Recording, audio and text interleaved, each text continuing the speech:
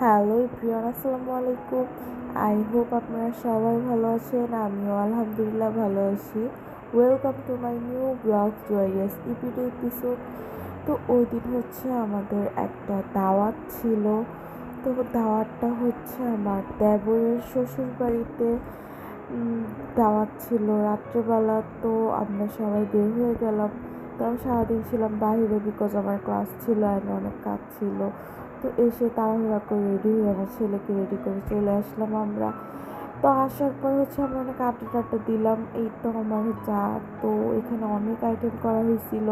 হাঁসের মাংস, ইলিশ মাছ, রুই মাছ, সালাদ, পোলাও, ডিম, তারপর রোস্ট, তারপরে বিফ।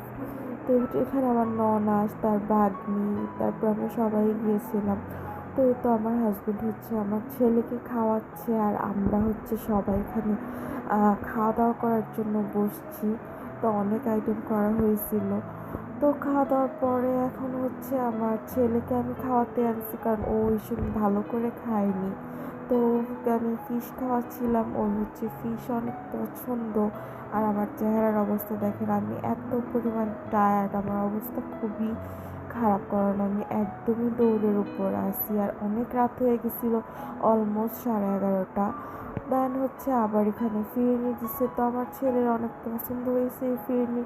তো আমরা বাসায় চলে যাচ্ছি। আর আজকের ব্লগটা এ পর্যন্তই। সবাই ভালো থাকবেন, সুস্থ থাকবেন। আল্লাহ হাফেজ।